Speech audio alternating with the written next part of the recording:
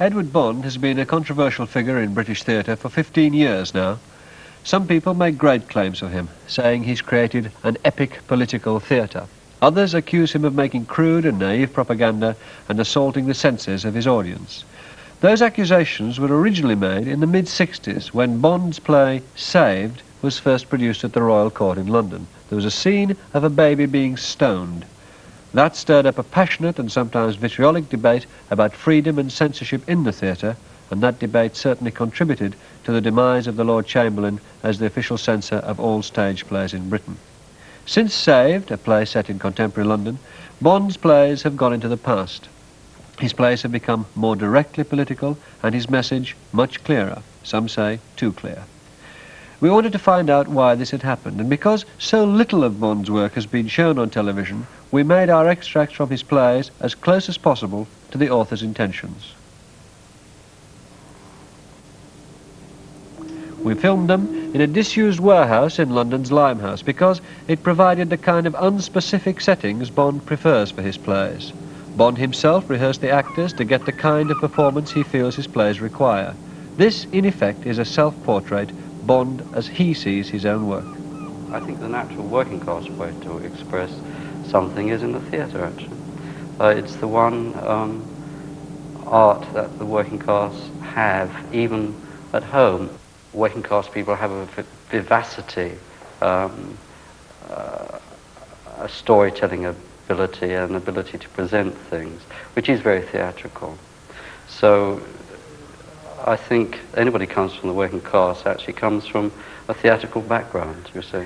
You said somewhere that you failed your 11 plus and that was the making of you. I didn't sit my 11 plus. I wasn't allowed to sit my 11 plus. But you didn't go to a grammar school then, and that was. But the thing that got my attention as well was that was the making of you. Could you amplify that a bit? Well, I don't know. I would have liked to have had a good education, as I say. It would have saved me a lot of time later on. Having to find one, but I don't know that universities and schools as they are now constituted provide a very good education. So that I'm not all that unhappy about not having had a formal education. I remember talking recently to some people who were training to be teachers and had been training some time, and I said, and I talked about art or culture or something for 5 minutes, 10 minutes, and then some questions. And almost the first question was, well, it's all a matter of taste, isn't it? You like this, I like that. And I thought, well, you know, why? What are they doing in these? I'm not blaming the students, but what are they doing in these places of learning?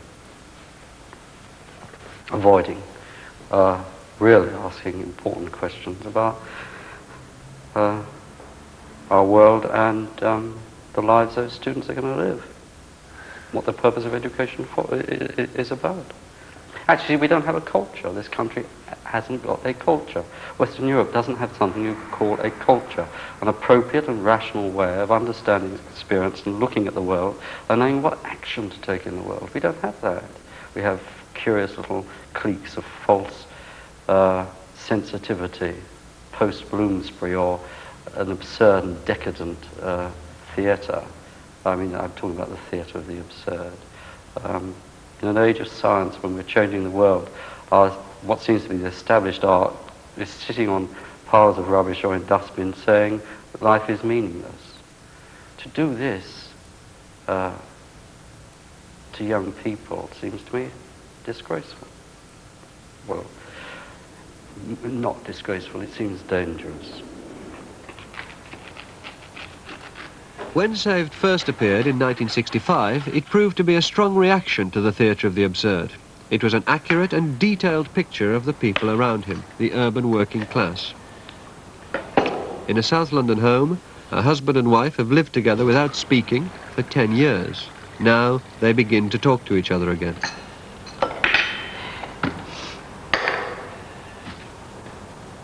My teapot. My tea. It was Anne's, a wedding present. For my mother. It was joint, Don't you dare talk to me.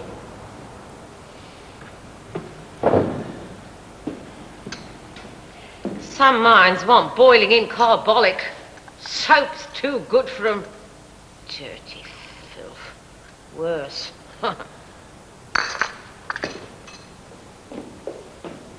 Don't you dare talk to me!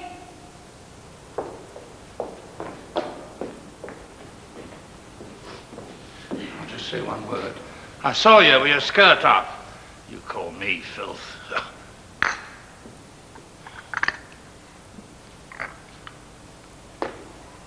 Mind out of a drain.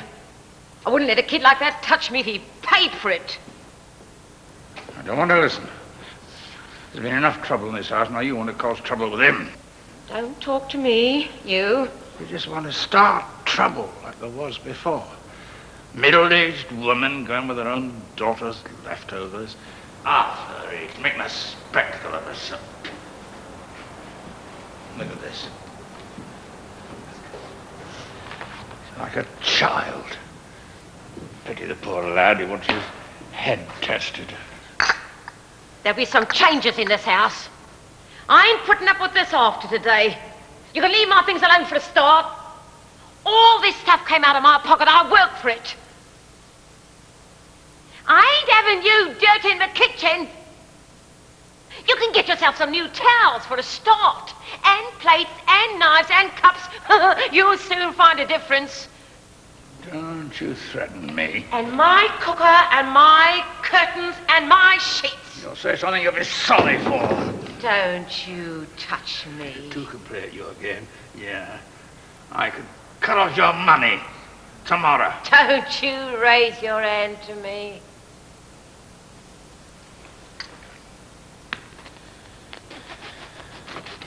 I knew you were stood outside when he was there.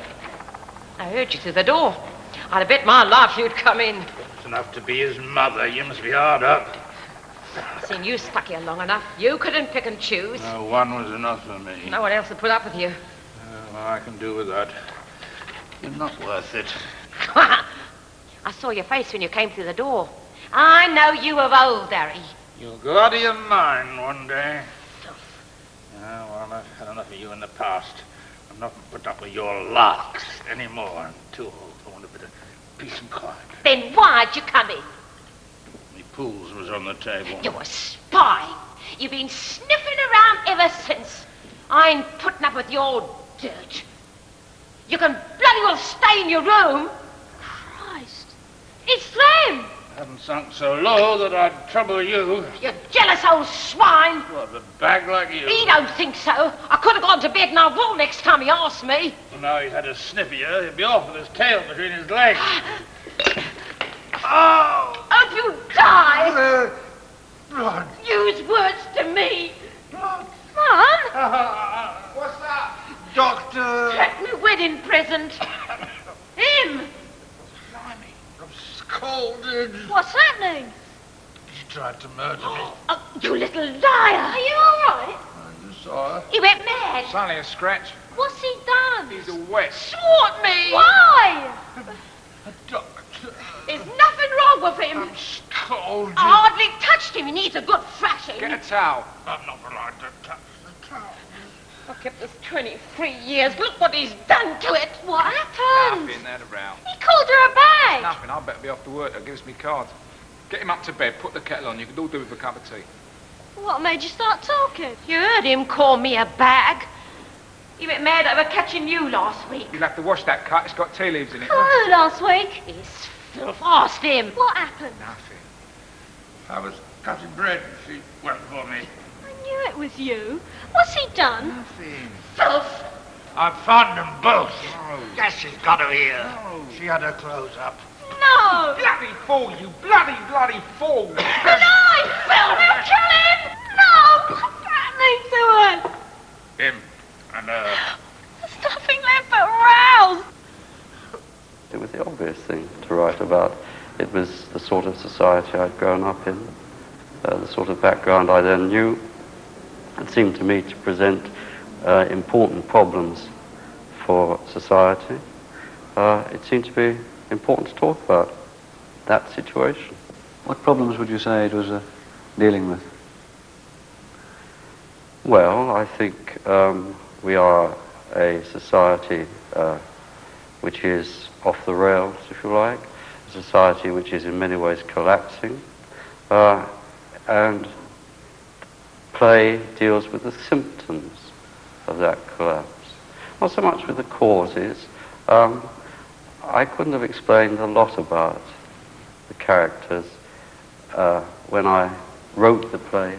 What I wanted to do is to say that we live in an affluent society, or we told ourselves we did then, and that for a long time people had said, well, if you could provide more of the good things in life, then you would in some way heal the conflicts in society and heal the imperfections, if you like, in man. That obviously isn't so. It's a very stupid thing. It's like saying, if you give children sweets, they will be good. And that what is required are much more profound changes in society if you are going to have a society which is not violent, which is not irresponsible, which is not dangerous. Saved was set in England, located very precisely, probably in the southeast of London in the mid-60s, in the language and with the manners of that particular time. And then you went into the past to write about Shakespeare's time, about John Clare's England, and then even further back to write about the Greeks. Why did you go into the past? I wanted to write, I wanted, of course, to say why. And the play, for instance, I wrote after Saved was very, very different. It's called surrealistic. It isn't, but that's the way it's usually described. It's set in heaven, partly, in places like that. I wanted to find out, I wanted to explain, so that after having done Saved, I went, as it were, inside the heads of the people in the early morning, I think, much more, to find out what was going on there. But then I discovered, well, actually, if you really want to know what human beings are and what they're doing, and why they make such terrible mistakes, and yet why they are so incredibly strong, you have to look at their history. And so what I've done is I've written a series of history plays. I've looked at very critical times in the history of our species when all the big moral problems were asked and had to be answered, not by individuals, but in such a way that society could enter into a new moral phase of development. To understand that development, it was necessary for me personally, because I had no education in these things in an academic or abstract way. And the only way I could actually make sense of them at that time was writing things down on paper and trying to read up very carefully. What I had to do is look at those crucial moments, see what the problems were, and then see how they were resolved at that particular stage. That is how a new society was developed every so often. It's very clear in history that every so often, if you look at, say, the 15th century, and then you look at the 1st century, you say, wait a moment, something has happened. What has happened? What has been going on? And that's not a continuous development, it goes in critical ways. So really, in writing a series of history plays, I was exploring how we got here. In The Woman, Bond examined the history of ancient Greece. Instead of presenting a classical ideal, he showed a world of injustice and barbarism. Troy's been destroyed after a 5-year siege, and Hecuba, the Trojan queen, leaves the ruins of her city with her daughter and her grandson. She finally confronts the Greek general Hieros, a man so obsessed with destroying Troy that he sealed his own wife into the walls of the city as punishment for helping his enemies. I won't shout and curse. You great wise men, let me kneel at your feet and learn. What? Teach me. Not how to herd women through the street and goad them with your sword so you can chase them, or how to jeer when the old run and fall down, or how to mock when you lean over them with your sword, or kill a woman and wipe the knife in her husband's grey beard, or throw a man's blood down on his own doorstep. Not all these skills of The violence, Trojans owe all this to you. but how to tell between right and wrong. I remember Must be wise a judge, to know some that. fool on the Queen's bench or something, had been prattling away before he fined or sent somebody to prison about the values of Greek civilization, or some total rubbish like that. And so that was one of the reasons why I wanted to write that play, because I wanted to look at a Greek society and say, yes, but actually a society like that must fall. It is not rational. It must develop conflict. It must go to war. It is based on slavery. No, teach me more, you great destroyer. Now be Troy's benefactor. Teach us the meaning of justice. I've come from the ruins of my city to ask if you can't teach me... Young men were killed in the war, no problem. Middle-aged men and women will be shipped to the mines. Unwanted childbearing women died in today's action. You and your daughter will go to Greece with your own women. Your conditions will be tolerable. The child must be killed. No. Now, No, please. You won't pollute your swords on a child. throw him off the wall where it's high. No. Please. Please, no. No, don't. I shall be blamed. I provoked you. I was wrong. Don't burden me with this. Forgive me. You've made me humble now. Take him to Greece. Bring him up an Athenian. Grandma! Let the child go. Teach him to hate us. Say I ruined Troy. Eros, think of the ways you can gratify your hate. Teach him I'm a whore. Woman, give them that child. No. He's my only child. My son. The rest are dead. If the stones could speak. Think of the cruelty you'll have. Watch him thrown from a wall. Whoosh, a waste, a sack of rubbish thrown through the air. It's gone. Take him to Greece. Teach him to imitate Priam, to entertain your friends. Teach him to hate me, his mother. When you're old and can't even lift your sword to admire it, he'll stand by your bedside and curse Troy. Talk filth about us. Even your old age will be gratified. Your last bed will be a place of lust. Hera, let the child go. I have appealed to him in the name of God and the devil. What can I do? Hera, listen. Take the child. What? There, listen. The ground spoke. Yes, speak. Speak. Make him our son. There again. It spoke. Now you will listen. His wife. What? His wife. In the wall.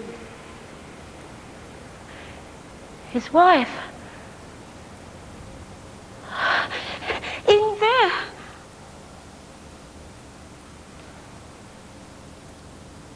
Who is this monster? I will not stop today. In this war, there's been death from every angle.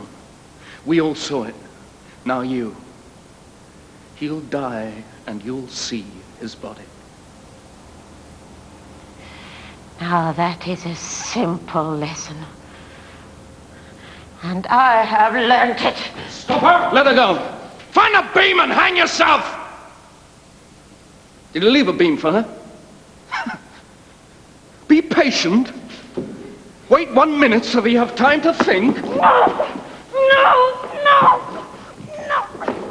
I waited 5 years. She had 5 years to save him. And all of you had 5 years. The lives lost here, I waste them for the sake of one child. That's mercy. Those soldiers buried in the ground, if the ground could speak, it would use their voice and say no. I sum up this war today. I won't feel shame for that.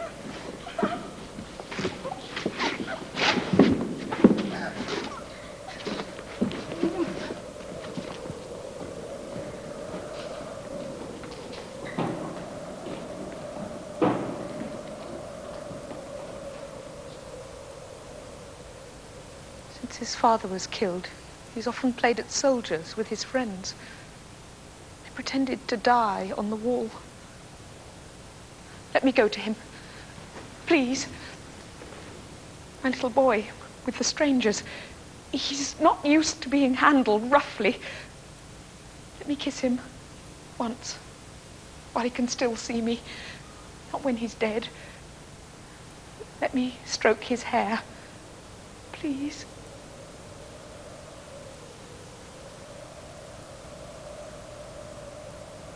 This world is cruel. If the whole sky were a cloth, and I wrapped it round my wound, the blood would soak through in one moment. I cannot bear this. I don't know how. Ah!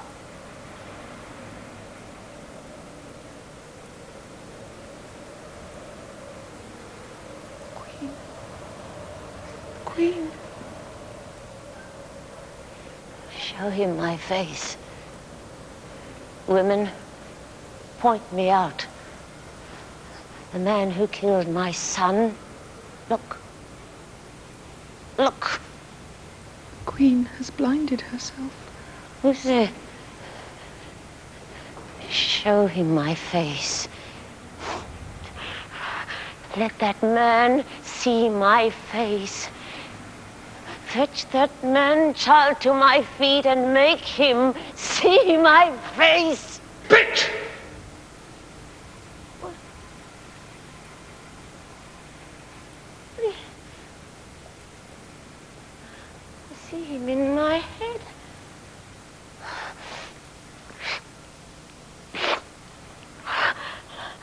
Him still there. Is there no way to put him out of sight? He's in my head. There. Bitch! Bitch! Bitch! Bitch! It speaks.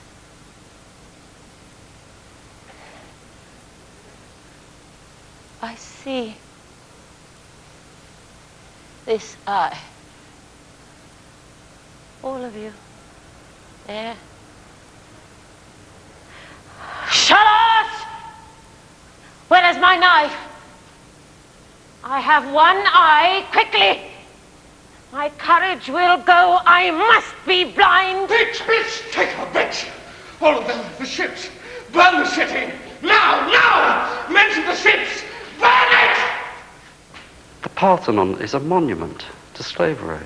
It's also a monument to the human need to get away from that, the human need for reason. But it is built by slaves.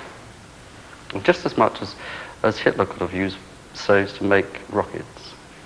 So to talk about, and such a society with a vision of the ideal, but with no practical means of getting it, is in danger, will fall apart. So to talk about that society in the way the judge was absolute nonsense. In the play, the woman asks for justice. This Greek hero, who I suppose, if one had him around now, one would see he was a sort of fascist, says no, she can't have that. She's just going to have her city and whatever destroyed. And then she does what is in some ways a very logical thing, but he says, and what's more, you will see this. And it's a sort of extraordinary, rather heroic act of defiance. She says, well, at least as a human being, there's one thing I can do. You cannot make me look. And she goes and blinds herself. So that, in other words, she's pitted her will against that social force, just as my indignation rose against that stupid judge. Is there a danger in your plays that the audience might think that its senses are being assaulted? Well, that depends on your skill. You have to learn. You can't control an audience, and it would be impertinent to do that, but you do have to control your play, so that you try and present it in a certain way. You emotionally engage the audience. Sometimes you disturb them. At the same time, you also make them think. Suddenly, to see something clearly is an emotional thing. I see. and then you smile. I see and I weep, or something like that. And it's that sort of, I think the technical word is epiphany, I'm not sure, that one can find in theatre. But it's not a sort of, oh, look, they're crying, I will cry too. No, sometimes somebody cries and I won't cry. I will give you a reason for not crying. So theatre is an intellectual experience as well as an emotional one. It's the combination of the two that really makes good theatre.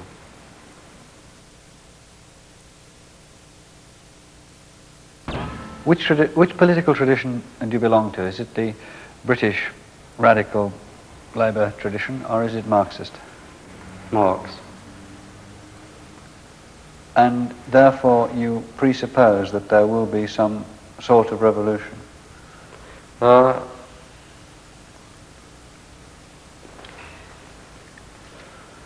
Societies find it very difficult to change rationally. The great tragedy of history is that human beings have only been able to become increasingly more rational by using irrational means. And that is why, in order to achieve a saner, juster society, you very often have to use violence. After this terrible night, when I ride down a lane and meet a labourer, can we look each other in the face? I baptized him. The Fool is set at the beginning of the 19th century in Suffolk. A parson has fled to a wood, trying to escape from a riot in his village. The rioters are peasants who reacted violently to the theft of their land by an act of Parliament. The whole system will go out of their lives, and then we'll be reduced to relying on strength, or our wits, master and servant. Then what are we? Animals, trying to live in houses. For one night of violence and a handful of silver to spend on drink. If I believed your lies, I'd say we were meant to meet. Left your place and was off home. There you are, stood cross our way. We're collecting. From rich farmers, shopkeepers. Hey, farm. Spend more time writing pegs in his book than reading the Bible. I have nothing on me. Shall us escort you back to Parsons? I'll not give way to violence. Turn your pockets out. And go against every principle I've lived by. How could I call you my flock if I betray the Good Shepherd's laws? Through cowardice. Shut up. I'm an old man, powerless before you. I do not want to think that I have blessed savages at my altar. Show us your pockets.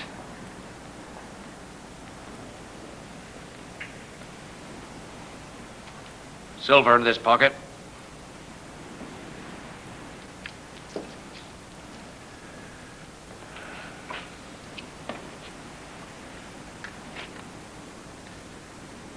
Notebook and a silver case.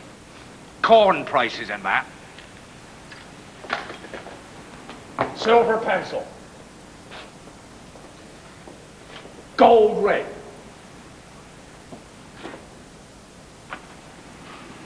Cross on chain. Gold. Silver knob, end his stick. The buttons. Pearly buttons. Fasten them on the back of the gold stud.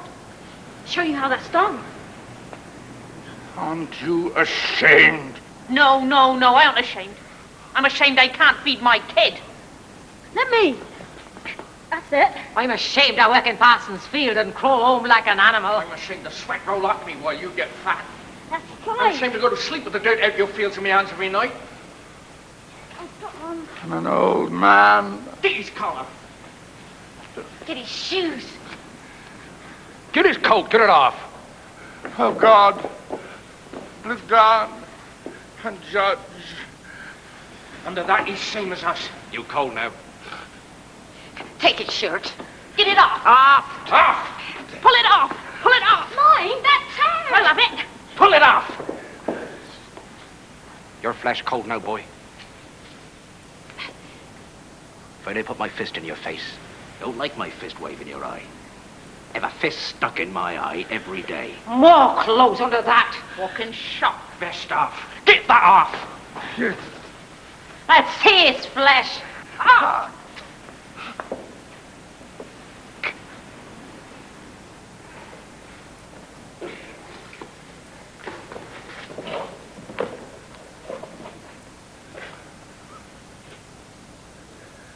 They wash and care for that. Let's go. That's all he's got. What's gentleman about? My baby ain't got proper baby skin like that. Look how soft that is. Like silk lace. My baby's born hard. Have animal skin like something live in the road. Look at that. Come away in handfuls. Look, handfuls of flesh. God. Well, you took that flesh, boy. You took that flesh off her baby. My mar. You got proper flesh on him now. My flesh. A baby's flesh. Well, you stole that flesh, boy. Your flesh is stolen goods. You're covered in stolen goods when you strip. You climb your altar steps like that. What God say? When you raise Christ's flesh in service, more flesh they stolen, do we say? You call us thief when we took silver. You took us flesh. My baby. My baby. When you laugh, you use our voice. When you do straight, you took us backs. That's why we're bent. Oh, God. How shall we ever get our things back? All the things they've stolen. What shall us ever do? Do you think that there's any chance that the audience will sympathise with the priest in that sequence rather than the attackers? What is sympathy? One can have sympathy for almost anything, but it's not a ground for judgment in itself. And what I would like them to say is, given the system that that parson represents, there is no there is no hope, no likelihood of peace, of well-being among that community. And that therefore, if they were sympathetic, then the sympathy would be misplaced. But I could certainly understand why the sympathy would arise. What would be very interesting is if in spite of their sympathy, they knew that they had to make some other judgment. People say, why don't we have a good society? Why aren't people friendly? Why aren't they cooperative? And so on. It's because the social relationships make that impossible. It's not something to do with inherent faults in human nature. You're involved in social relationships which are inhuman and make it very difficult for people to behave in a human way for each other, so that the ordinary gestures of humanity are in some ways become stupid and irrational. Sympathy for the parson, yes. Give charity, yes, but charity can be used to support the system that impoverishes. So that I'm afraid harder questions are asked of us than where our sympathies lie. The fact is that no society we look at that's actually existed has existed without violence. Doesn't that mean that there is a need for men to be destructive, to seek power, to be irrational? Well, I think that's a very pessimistic view of human nature, and I don't accept that for one moment, and I don't think there is any scientific evidence for it. You can get a certain amount of suggestibility from it from history, because people have behaved irrationally, but you don't actually then have to say that is because they are by nature irrational. And if one really believes that, then one really has to accept that we are going to destroy ourselves very quickly, because if we are irrational, we now have the means of destroying ourselves. Well, the two will come together and we will go. When the society that you think can come about, the rational society, has organized itself and is rational, won't there still be, in human nature, a seeking for power, for example? One person will want to be more powerful than the others in his group, and that will lead to acts of destructiveness and irrationality. Yeah, well, that's a description of history and not of human nature. Well, I would think that you can call it a description of human nature as well, so far. Maybe human nature can change, and maybe you're right, but... No, I really must insist on this point. You are making a basic confusion. There is no scientific evidence for saying that human beings have to behave violently or irrationally. There is a lot of historical evidence for saying that they do. We behave irrationally because we have reasons for behaving irrationally. What we have to do is find out the reasons for behaving rationally. This means that, for instance, if you're, as I am, you're involved in a cultural activity. You have to take part in that struggle for the reason of human beings. That sounds very serious, but of course human beings have always associated with each other through laughter and through happiness and through joy. And I don't think the theatre should be solemn and didactic only. I think it should be a place of wit and, well, entertainment. Your most recent play, called The Worlds, is again set in contemporary England. What drew you back to the present day? Well, I arrived there. When going through my history plays, I arrived home with a sigh of relief. The most interesting subject is to do with the present and the future. That's what I like writing with most. The rest has been something that I had to do in order to sort things out in my own mind. But also I help the audience to understand some things. This play deals with strike. It couldn't be more contemporary. It deals with strikes, terrorism, a business takeover. The play actually deals with other problems. It deals with the whole nature of our present culture. And really it's as if there were characters out of two different plays coming together. Just as in life, very often people out of different worlds almost, you know. The judge and the prisoner, they're not in the same world. The MP and the constituent are very often not in the same world. And in this, but they come together in these extraordinary confrontations. And in this scene, the businessman turned hermit, who might have come out of the absurdist theatre or out of a Beckett play, is confronted with characters from another sort of play. It's nice. You sit there with your guns watching your corpse, arguing about death. It all come to nothing. Others failed, they knew more than you. They had more guns. The world is... A businessman has been deposed by the board of his company. He's rejected the world in which he used to live, but his exile is disturbed by the arrival of two terrorists and their heavily bound hostage. What follows is a conflict in which Bond spells out not only his views about life and politics, but also about two kinds of theatre, the rational and the absurd. He provides powerful arguments for the terrorists and for the businessman. This generation won't see the century out. You still belong to your business friends. You sum them up. Not true. You saw through them, but you put nothing in their place. They're a civilization without morals. You're a culture of despair, absurd and empty. Really, you make them feel respectable. They're proud of you. You let them think they can still produce a human soul. A hermit who sits on an island and tells them they're nothing. They admire you. You give them the illusion that they still have a moral sense. Not true. Not true. He can't listen anymore. Do you hate us? No. I see things as they are.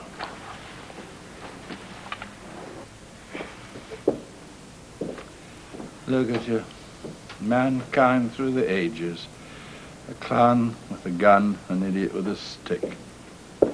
Little men plotting in little corners, hunting for a uniform to cover themselves in, or a gang to hang on to. Then they change. Human species. Homo mob. Have you seen it? I saw it once, screaming. It's one of the noises they make. The others are loud laughter and muffled gibbering. I was on a trade mission abroad. I watched it from the Hilton. They filled the square. There was a pedestal with a man on a horse on it. He was a general. Well, he had a better uniform. The head was 3 feet across. It was smiling. The mob threw ropes over it. Some of them climbed up and tied them on. An old man with a beard fell off. They dragged him away. Then the herd began to pull, heave. And their own lingo, of course, but it was quite clear.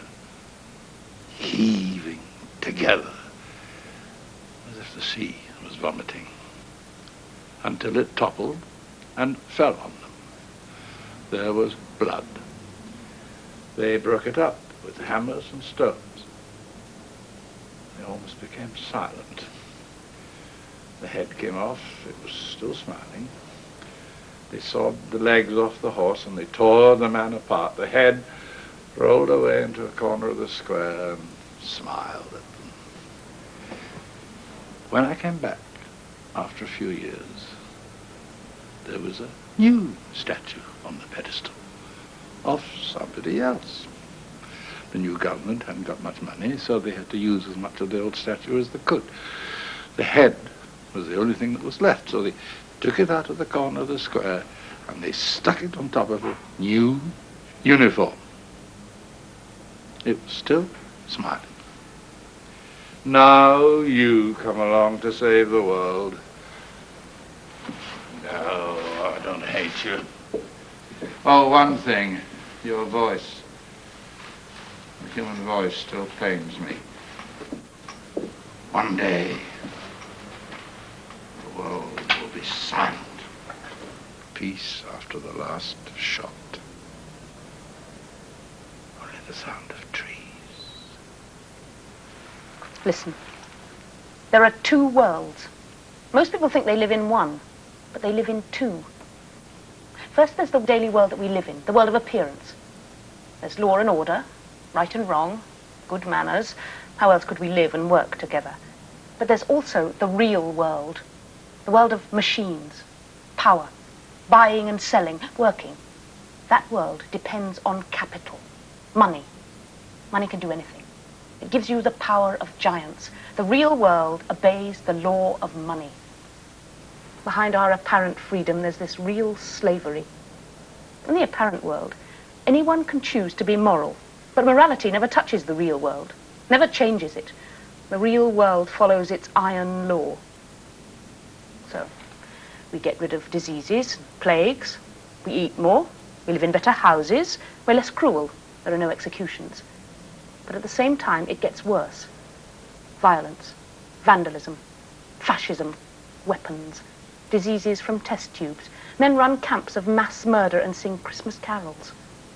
Why the paradox? Why is morality weak? As to the human mob, they're not violent because we need to hate or destroy. It's because instead of changing the real world, we merely do good in this one. And the earth can't hold two worlds anymore. It's too small. So we make the two worlds one. That's all revolution is, making the two worlds one. The morality of the world of appearance is too weak to do that. It's a matter of weapons. We stole them from the army, from the real world. Using them will cause suffering. But when appearance and reality are one, then there'll be less suffering. Men will know themselves. And the world will last in peace and prosperity. Do you understand? I wasn't listening. I've heard it all before. Better said, why kill? They'll kill themselves and leave them their last dignity. There are two worlds, yours and mine. And we're in mine. I wish Michael was here. I want to get in a car and go. What will become of us? We'll always be hunted. In the end, they'll get us. No. It will change. Yes, I know. But after us, we have to pay. That white worm crawling along the floor. Food shoved up its hood, led out to shit covered with a gun. What keeps it alive? Tiny thread of hope, or cunning, or hate, or malice. It doesn't know the difference under the hood. Not that it matters. As long as it can dangle on it for a little time before it drops into the hole. But you took its hood off. It would hang itself. That corpse. That... Come. It's Michael. Flask. Anna. What? the funny thing about justice is, you see, you can't live without it. It's not an abstract question. That's why it's so involved in drama. You cannot live without justice. You cannot organize a society without justice. It requires justice in order to run. It constantly falls apart. And our society is falling apart. And our century is falling apart. But it seems to me that the political consensus which has enabled this society to hold together for the last 200 or 300 years will no longer hold, and that therefore there will be overt public violence on the streets. Lisa! Anna! HQ's busted. They must know this place. We're gonna run. Quickly! Quickly! Help me. Leave that! What about... Leave it! No time, the car! We must do this. We must move! The hostages are... Anna, no time! Trap! Don't trust him. Please. No, Lisa. Go with him. I'll shoot it out. I'll shoot it out. I'll cover you from the porch.